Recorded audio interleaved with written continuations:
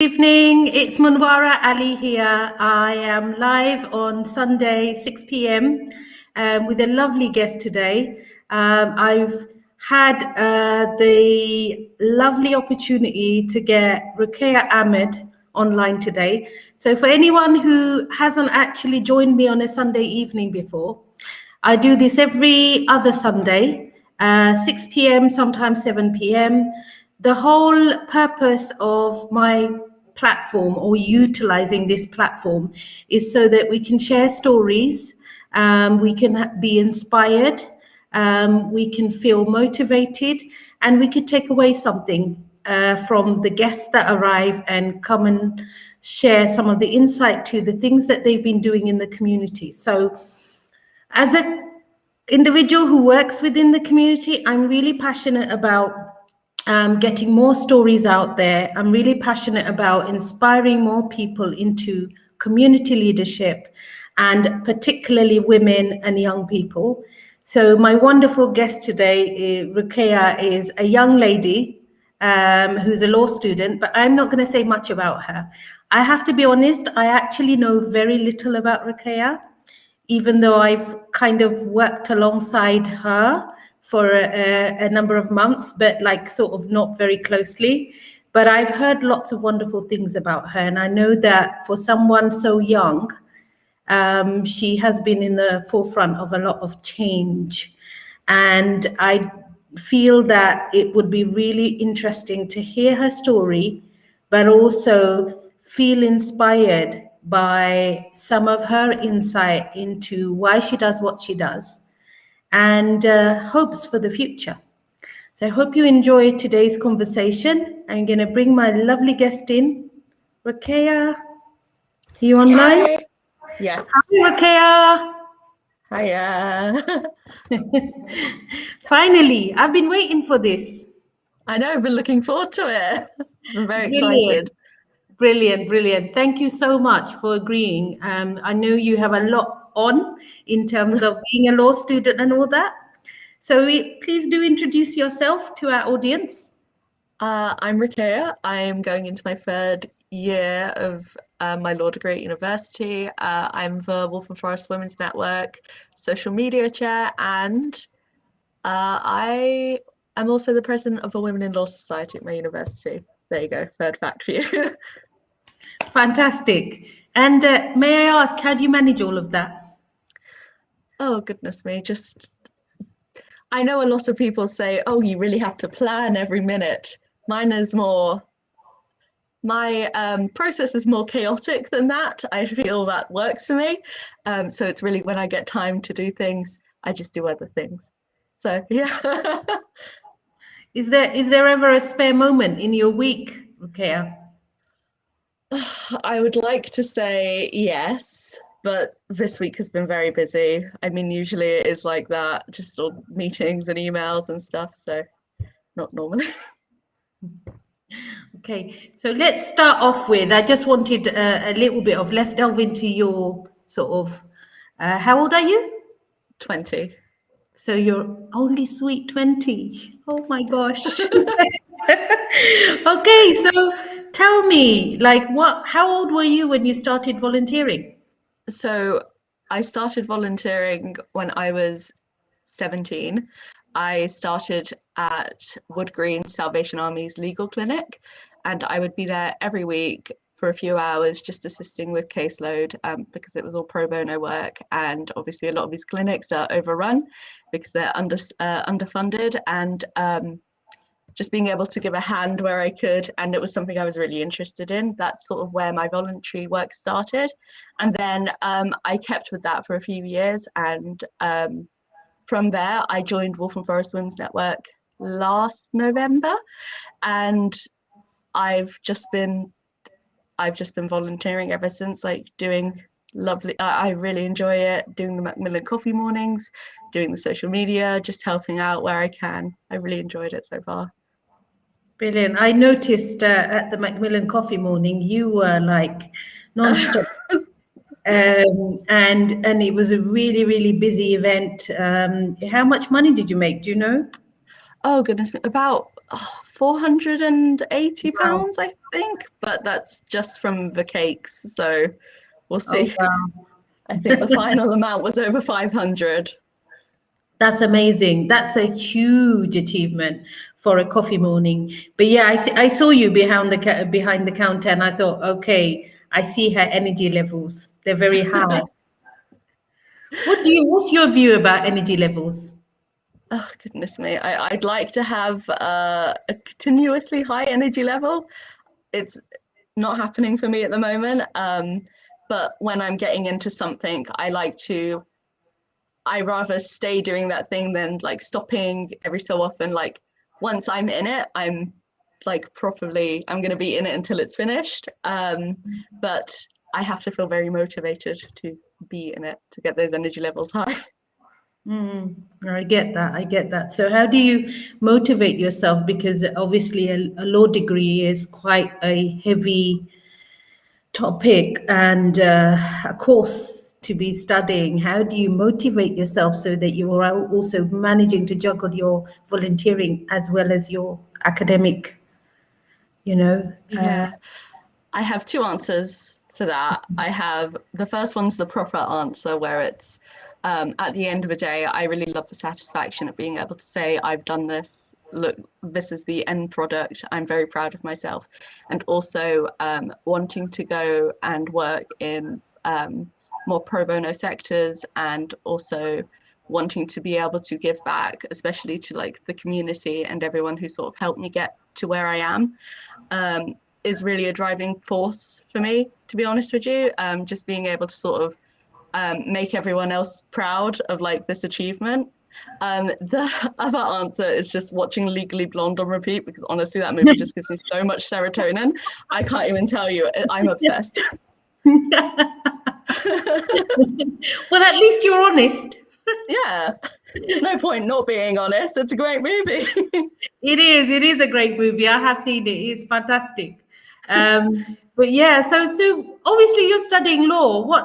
Where do you want to go with that? Where's your ultimate So yeah, my destination? ultimate goal for law is I would love to have my own firm someday. I really enjoy managing people. I think that's one of my key skills. But I really am quite interested in lots of different areas of law, the majority of which are business based. But I did a course last year on business and human rights, which was the most interesting thing I've ever done in my time at university.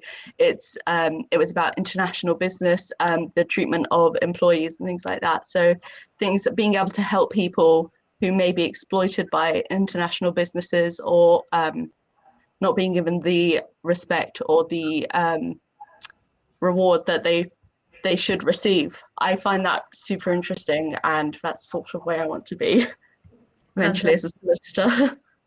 Yes, no, that's really sounds really exciting, but hard work. Oh yes. But you don't hard work doesn't phase you, does it? No, I No. don't shy away from it. No.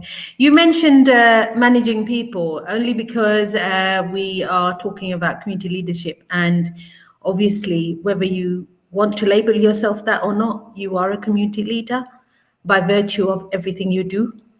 It's not just a paid work, it's the volunteering, and you talk about managing people being one of your fortes. So, in your opinion, what is it about managing people that you I think don't.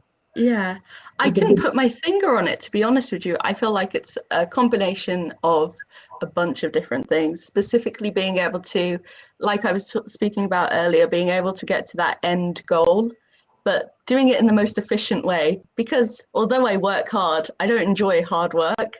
And so being able to streamline anything, being able to sort of organize people to achieve the best result as quickly as possible is something I'm hugely passionate about.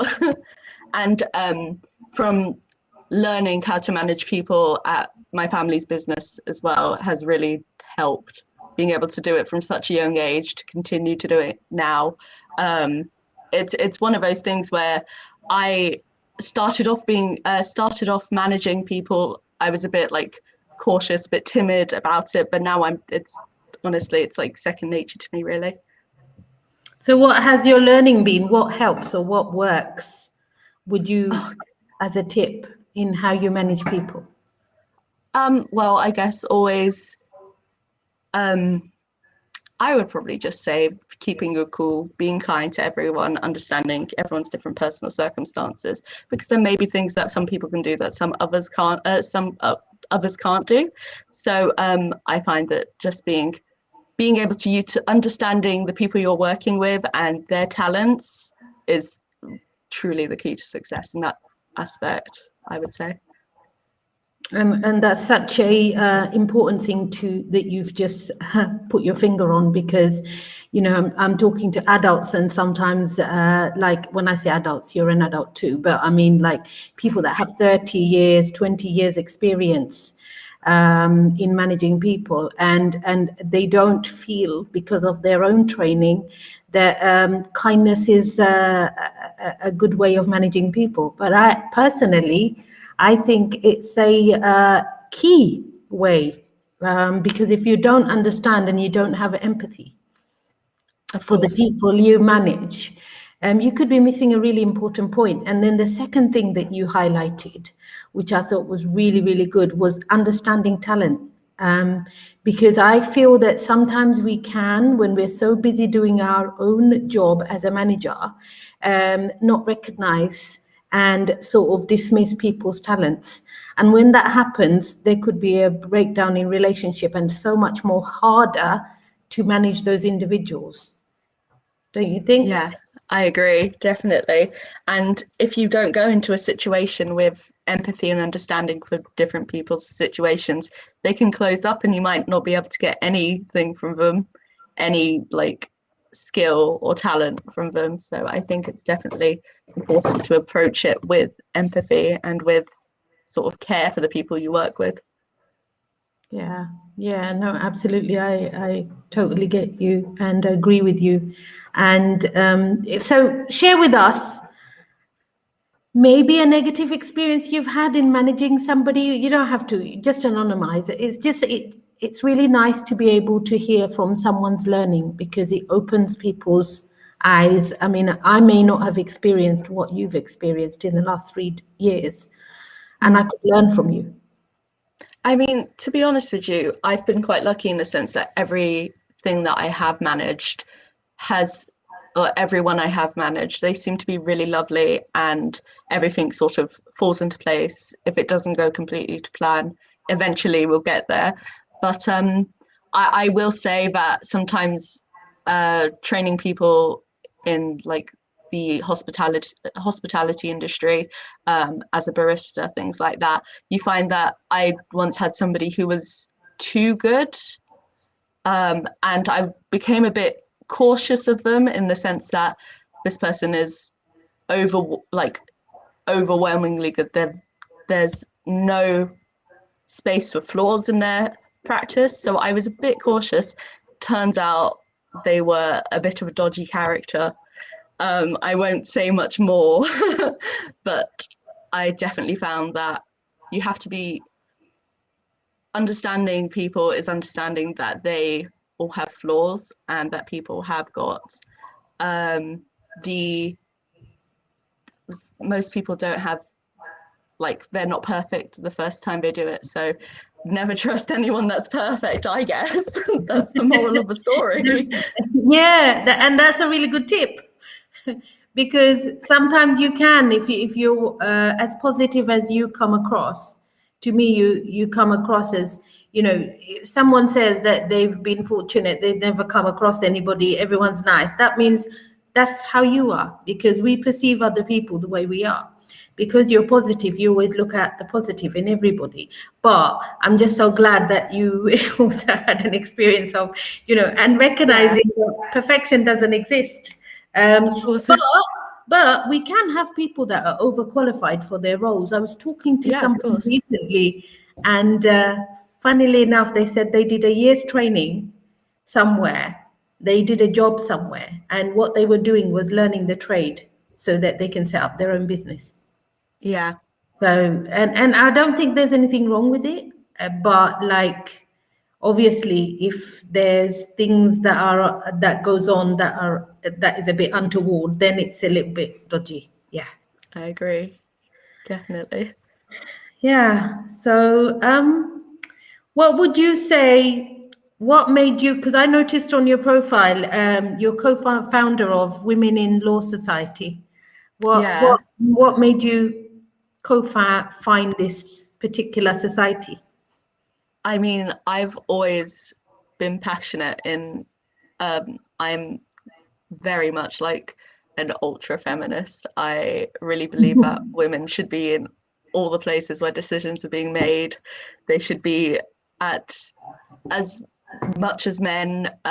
Everyone should be equally represented, and I feel like women, especially in the judiciary, haven't been represented historically.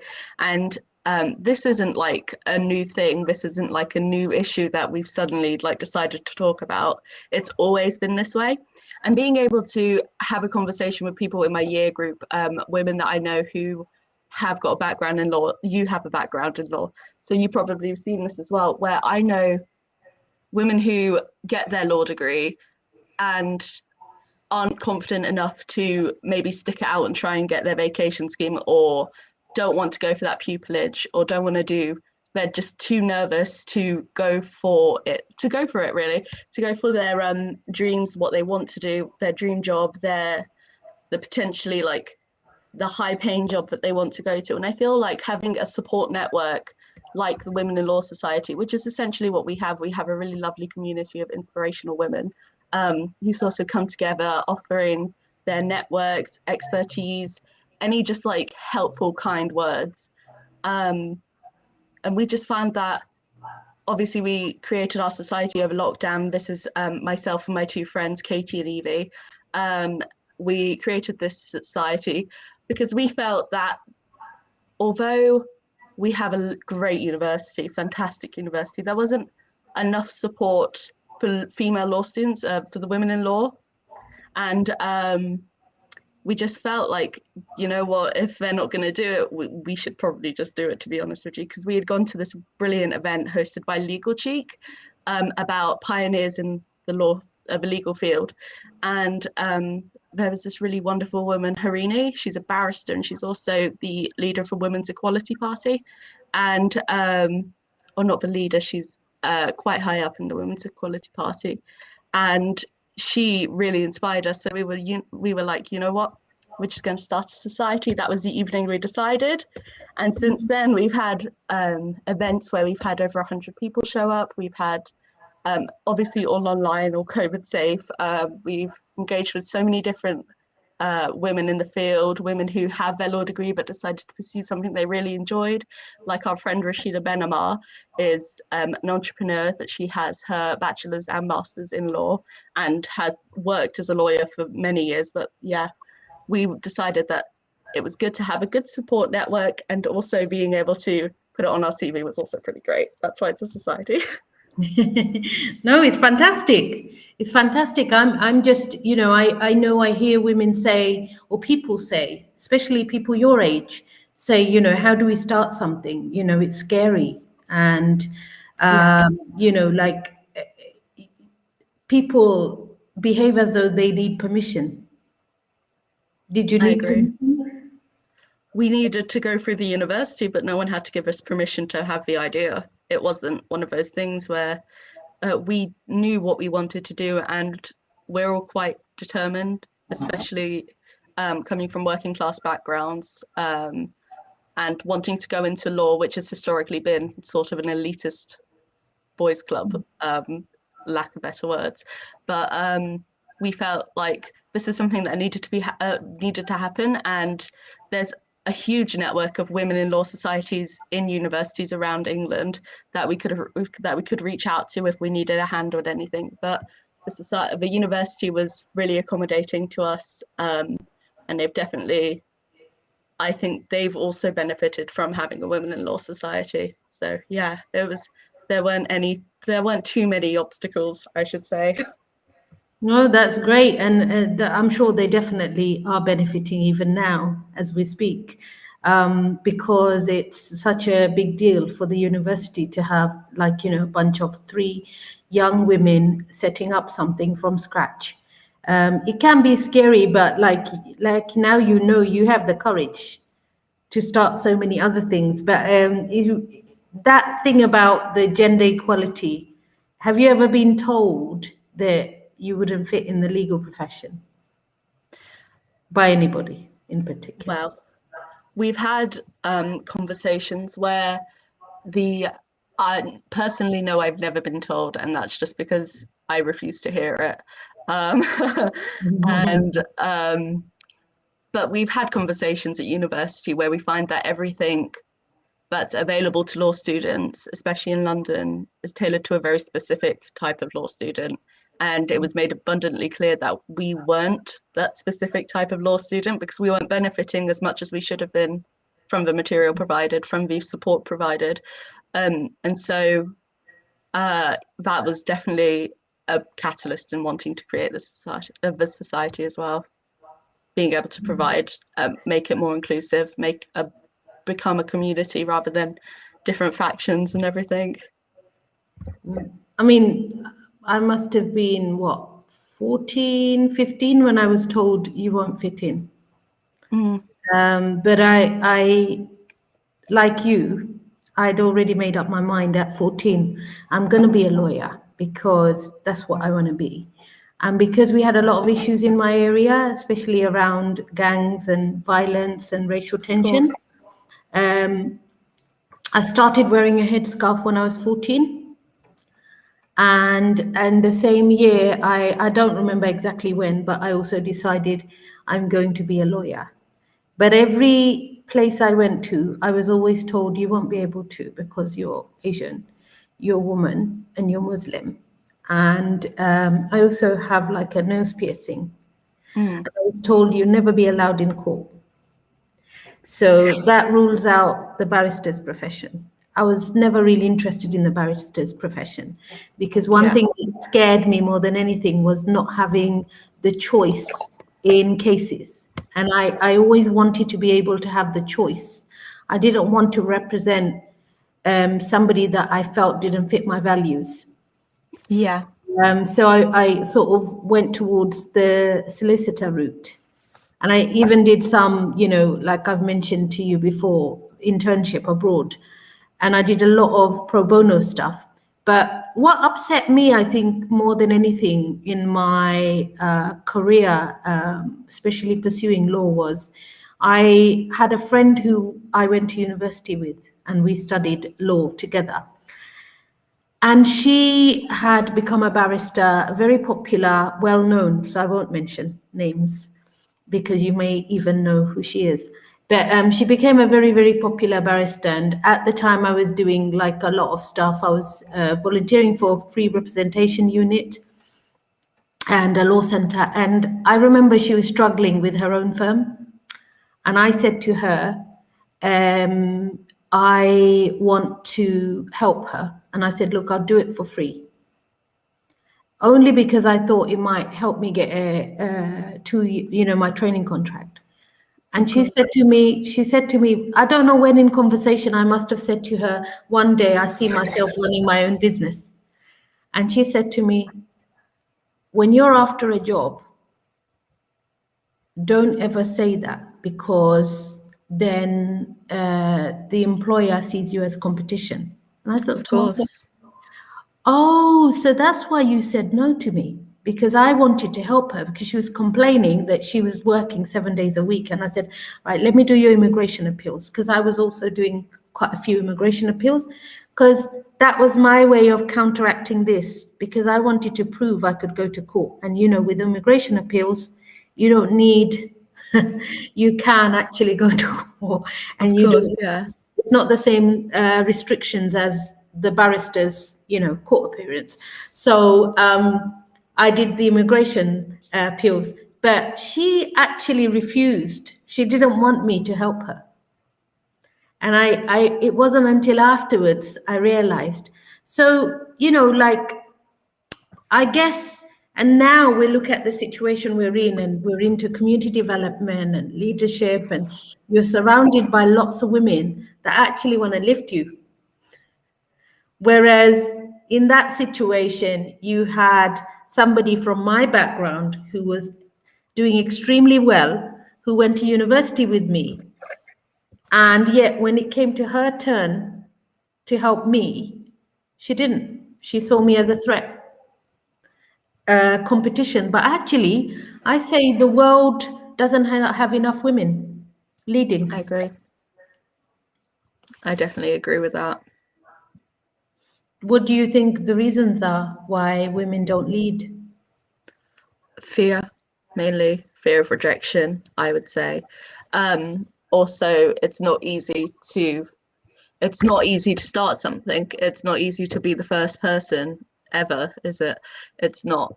It wouldn't have been easy for the first female prime minister of this country. It wouldn't have been easy for the first female barrister. It wouldn't have been easy for anyone, because the world isn't made for women. It's not structured to fit women. It's not structured to accommodate women in the boardroom. It's not fit to accommodate women anywhere important where decisions are being made, to be honest with you. It's being able to be uncomfortable. It's dealing with that. It's being able to be scared and uncertain at times, I guess. And that's really why some women aren't starters, I would say, because it's terrifying, to be honest with you. It's not easy to say, like, this, I'm going to be the first this, I'm going to do the first, I'm going to break the mold, because it's easy to conform because everyone else has done it. But being able to stand up and be like, actually, this is what I'm going to do, and it's very different to what everyone else is doing, and I don't care that everyone else is doing this one thing. If this is what I fancy doing, so I'm going to do it. I don't know if that made any sense, but it's No, totally. Yeah. Totally makes sense. It's that idea that we already prejudge ourselves in a way, because if those are the barriers, how can we change that? Of course. You know, how do you think we can change all of that? I feel like it requires more than what we think it does. Change is a difficult thing to start, and especially if people aren't willing to change. So you can say, oh yeah, this is my plan, this is what I'm going to do, but then you have to think, well, it actually doesn't work because they're working on someone else's schedule. To make it easier for myself, everyone should be working on my schedule. What was I going to say? There was something important that I was going to put in there, but the change, yeah, it will come back. I'm sure it will. Okay, let me put it in context. So you know that a lot of people aren't willing or don't want change. Yeah. I mean, this is probably more politics than anything else. But if people don't want, for the same number of people that don't want change, there'll be the same number that want change. Of course. So I have always found it helpful to be able to rally those who do want change. Yeah. Because those are the people that will put in the energy and the time. But the key to all of that is purpose. You know, being able to, if your purpose is something that everybody else feels inspired by, then they are likely to come on board. So, for example, you know, you've got your women's network and you've got Women in Law Society. The reason why you do it, your purpose is to give women a platform, you know, to give them more visibility.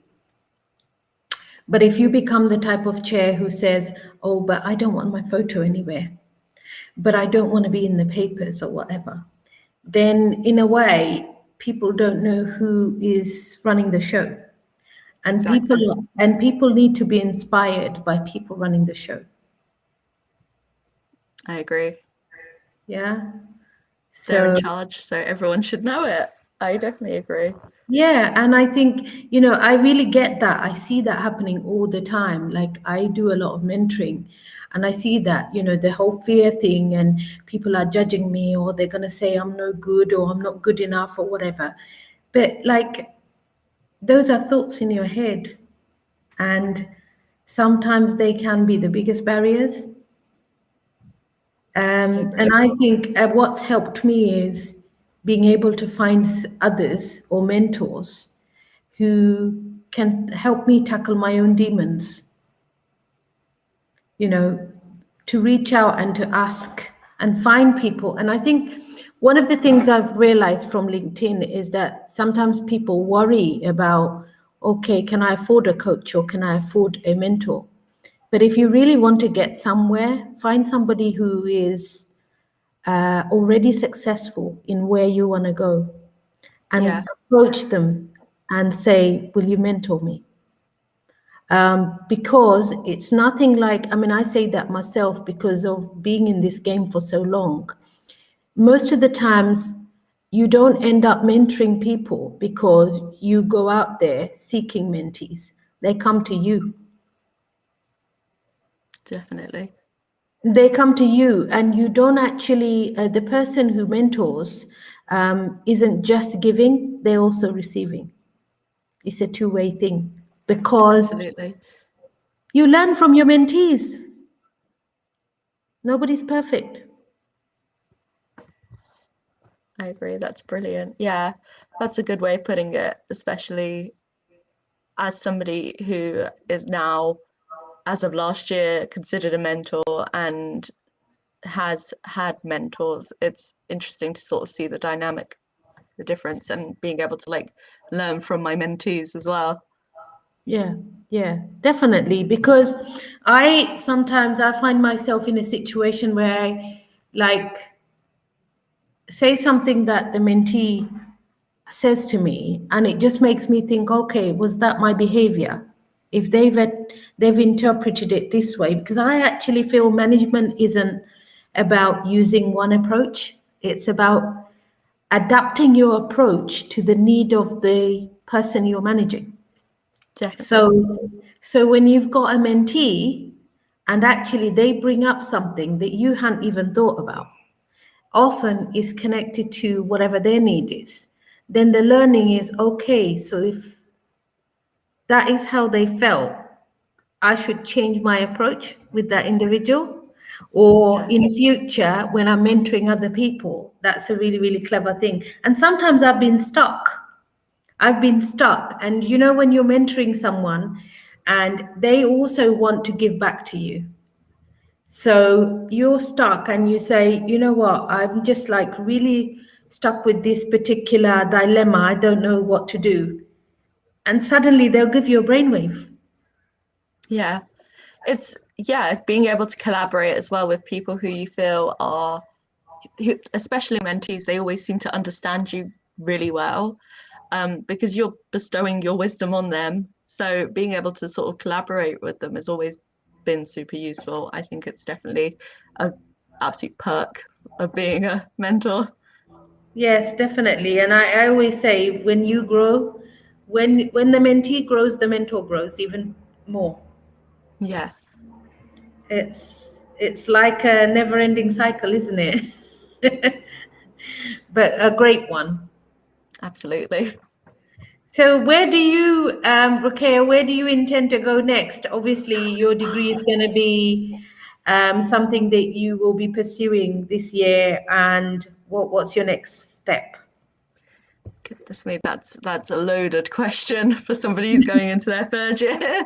Um, and you think I would have used these last 3 years to decide what I was doing next, but yeah, the I do eventually want to get my master's in law, specifically something to do with economics, because I am very interested in it, or anything to do with human rights, because human rights were initially what I got into law for, being able to help people who couldn't necessarily help themselves.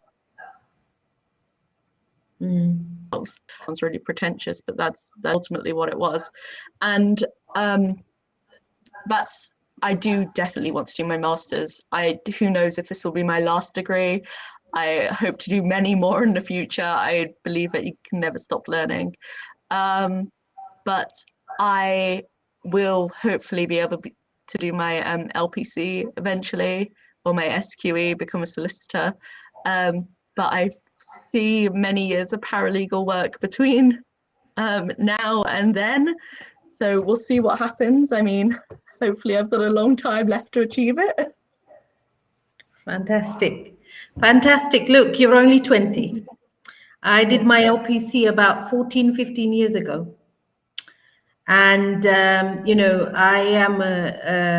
I lead a charity. So being either a director or a CEO of a charity, whoever's in that position brings everything from their sort of background and their learning. And I think I've brought in my roles over the years, that additional legal expertise. I know, like a couple of places I've worked in, I kind of became head of HR not so soon, and that's an added value.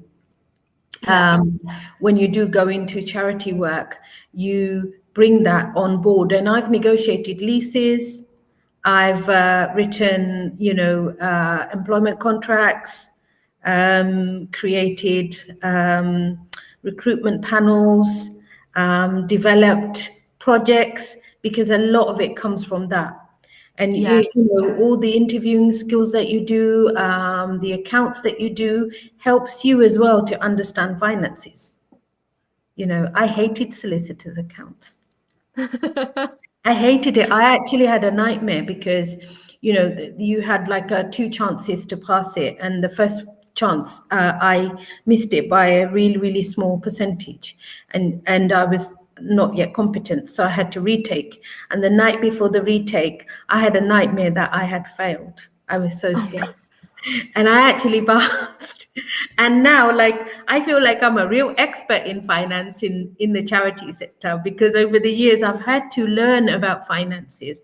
It was hard, but I had to learn because I'm also a bid writer, a professional qualified bid writer. And a lot of bid writing, you have to do, you have to create budgets, or at least understand budgets and finances of an organization. So it's really interesting. Whatever background, nothing ever gets wasted. Reading. Are you into reading, writing, literature? Yeah, I mean, I'll show you my bookshelves. One Oh, there wow. and one over there. And then I've got one in front of me just full of books. So Okay. yes, I am very much into reading. Since starting my law degree, I haven't been reading as much as I'd like to, solely due to the fact that I have to read like 400 pages of contracts. So I'm a bit tired after that. But yeah, definitely I'm very into my reading, into my literature. I love writing. What's the one book that's touched you the most? Oh, there are many books, but I'm looking at it actually on my shelf. There was this book that I read when I was maybe 14 or something. It's not an adult's book. It's like a YA novel or something. And it's called Wonder. And it's to this day, 6 years after reading it for the first time, I still have a copy. I still go back to it eventually. It's easy to read, but it's just such a great book, and it evokes so much emotion in the way that they write. Is that the one that was made into a movie? Yes. Yes. Yeah, but the book, I actually have never seen the movie, but the book is one of my favorites, and it's one that I recommend to people who are sort of like in a reading rut, like they don't know what to read next, or they keep reading the same type of genre. But yeah, that's definitely my favorite one. Okay, fantastic. I know about the film. I didn't know about the book, but I'll put it on my list of I'll ones lend it to to read you. as well. But I heard there was a lot of raves around the actual film. It was a really, really good movie, so I heard. But yeah, definitely one to be read. If you could change anything within your community, Ruqayyah, what would that be? I would change This is a big question. I feel like there are many different ways to answer it. Personally, in this community, I think we're good at rallying together. We're really good at getting people involved, even if you look on Facebook. I opened it yesterday, saw some of the streets in Walthamstow were having a street party. But I feel like in this community, the feeling and the sort of tightness among the community sort of stops outside of Walthamstow, and I'd like to see every part of Waltham Forest, which is our community, our borough, engage with each other, become very much similar to Walthamstow in the sense that everybody knows where they can get help. Everybody knows where they can access resources if they need them, and people actually know each other, because we don't really have that. I don't live in Walthamstow, so I noticed that when I go there, there's such a great sense of community, but where I am now in Woodford Green, there doesn't seem to be that sense. I would love to see it equally spread around the borough. Why do you think that is? Why is there more going on in Walthamstow and less in Chingford? Well, I think that where I am in Woodford Green, there's it's weirdly enough, it's a neighborhood where people tend to stay. So, and this area, people tend to stay their whole life. It's not like it's a transient neighborhood. It's not like there's people moving in and out like Walthamstow, because in Walthamstow, there's such a great sense of pride because of the diversity in these areas, because a lot of the other areas don't have that. Chingford doesn't have it, and Woodford Green is getting better, but it doesn't have as much diversity as Walthamstow, I would say. I feel like it's the pride of being able to sort of, especially with like a large amount of like immigrant families, being able to like call this place your home and taking pride in it. We don't have that anywhere else in the borough, and I think that's just because a lot of people have never had to experience it, never had to experience moving from one place to another and then feeling out of place, but being able to find people who you can essentially make into your family, make into your community, is very unique to Walthamstow because of its demographic. Yeah, I guess maybe because Chingford and Woodford has different demographics, and that could be a generational thing as well as, Absolutely. when you say diversity. I mean, I remember when I got involved in reviving the Walthamstow Village Festival in 2014. This is after 14 years after it stopped. And me being an Asian Muslim woman telling local businesses, we're going to revive this festival. And they said it was too big and it became like almost like a beer festival. And how are you going to do that? And they just, some of them probably laughed at me. But like, soon as I started to articulate what the vision was, right, let's bring the community together and let's put on a family friendly event. And I gave them a breakdown of how much it's likely to cost and what the businesses how they could benefit and how much they could sponsor. Before you know it, not all of them, but like I'd say about 40% came on board. By the second year, 80% came on board. But the way I kind of tried to thread in diversity, and it wasn't very diverse because I found that a lot of the Asian communities were not engaging, or like, South Asian communities and Black and ethnic minority communities, and especially the more newer arrivals in the borough, hadn't actually engaged. But the way I did it was managed to engage groups, and through their music and entertainment. So I had like a dole player, for example. We had the road shut and we had the dole player. That was the only Asian thing about it. But I felt proud because I managed to add that little bit of diversity to the event. I love that.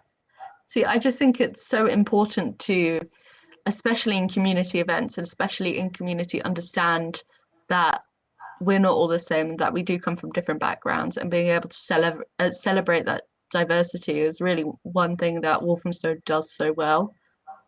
But in my opinion. we can make that happen in other places too. But people like you need to take the lead. Of course. It's not happening because there's not enough people in the community taking the lead. But Okay. there's nothing to stop you. Absolutely. You just have to articulate your vision and why you want to do it, and then find the key players in the borough and ask them to support you. Yeah. Yeah. That's my plan. Let that be your next goal. Yeah, that's the next project after the degree. Yes, why not? Why not? Is there a dying wish? Oh, Or is there somebody you would like to talk about? Is there someone you want to say a special thank you to, or mention any names that you felt in the last 2 years have been really supportive to you? To be honest with you, the people who have helped me the most, the people who have inspired me the most are the women on the Waltham Forest Women's Network committee, the team, especially Saiba, Mamwara, and Farah, and Katie as well. I honestly, just being surrounded by such inspirational women has definitely sort of inspired me just to keep going, to keep volunteering, to keep helping where I can. My mother as well, she's just brilliant. Anyone who meets her knows, anyone who knows her knows.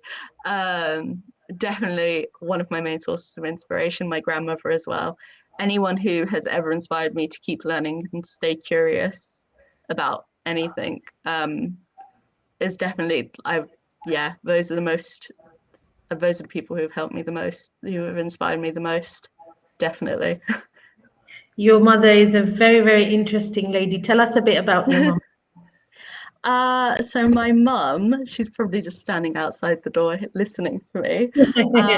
She has her background in science. She's a mother of 4, background in science, started a gastro coffee shop, I guess is how she refers to it, and farm shop by herself, so as a small business owner. And then that became very popular in Hymes Park, and we outgrew it, so we had to move to Chingford. So now we're in Chingford. We've been there for almost 10 years now. Wow. Everything, obviously we've had, with any small business, you overcome everything, and my mother is incredibly strong, in my opinion. I mean, I'm sure lots of other people would agree with me. Being able to persevere in everything. And then during my first year of university, my mum also went back to university and decided to qualify as a science teacher, and now teaches at one of the schools in Chingford, which is great. So she's just always doing something. That is amazing. And you know, like, we all need people like that in our lives. I can see now why you do so many things. because your mother sounds like queen of multitasking herself. Oh, absolutely. I've been to your coffee shop once, and I have to say I was really blown. Such a beautiful coffee shop. So nice. And I mean, I hope it's all right to say so. Even the toilets were quite I know. unusual and interesting. They're very cool. The walls are plastered with books from my mum's childhood, so you'll find a lot of Enid Blyton and 101 Dalmatians. So it makes a good toilet reading, I find. It's fantastic. I loved it. I said to Farah when she kind of introduced me to the coffee shop, and I said, you know what? I'm just like, everywhere I look, it's amazing. It's so different, but it's wonderful. But yeah, your mother, obviously, I can see is a true inspiration. And Ruqayyah, personally, I would say reach out There are lots of people. If there's your next goal in terms of your legal career, find people that are already doing it and reach out, because it's actually nothing is more rewarding when somebody younger approaches you and says, you know what, I want to learn from you. And something that one of my colleagues always says, he jumps on the shoulders of giants. That's what I would say. And don't stop. Keep doing. Change the community. Be that one person to do what nobody else actually has the courage to do. You know, but it's been wonderful listening to you, and there's lots of takeaways for all of us. Thank you for having me. I really enjoyed it. Yeah, I loved it, especially the conversation we had around management and how you manage people and stuff. You know, for someone of your age and all that experience, I just say I feel like keep going, girl. Thank you. I will. We should be cheering you, and you know, put yourself more on the platform, speak more. Be will. proud of your achievements. I know that it's very common in us women to use our platforms to give other people, but the opportunity. So, like for example, me bringing you or Farah or Saiba or other people on my platform. But I have to say that the pandemic just taught me to be unapologetically me. I am who I am, and I'm not going to change that, because I actually think my qualities are something that I should be. You know that thing about, I know it's going to sound cheesy, like love yourself. Yeah. Because I found when I was younger, there was 10 million things that I didn't like about myself, but not focusing on the good things about myself that I did like. Yeah. Because no one else is going to be like, oh, I agree. I don't like that thing about yourself as well. Everyone's going to tell you what they love about you. And I feel that's the best way to go about it. Yeah, yeah. Well, I want to see you more out there campaigning, but not just campaigning, but doing more action. And I look forward to seeing Ching for Change in a year or two's time. Fingers crossed. All the best, and thank you very much for today. All the best with the rest of your course, and I'll be watching you in the community. Thank you. I'll give you a wave. Thank you. Thank you. Thank you, everyone, for listening. We do have somebody listening here. Ria's joined us. Ria's actually listening right now. Thank you, Ria, for joining us. Hi, Ria. Anyone who misses this can still get hold of our conversation on YouTube and via LinkedIn. Ruqayyah, how can anyone get in touch with you? So I'll be putting my information in the chat box afterwards, but you can reach me on LinkedIn. My name is the same as it is on the screen.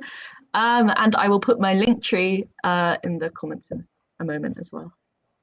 Thank you very much. Take care and have a wonderful evening, the rest of Sunday. Thank you. You too. Bye-bye. And say hello to your mum from me. I will. Bye. Bye. See you later. Bye. Thank you.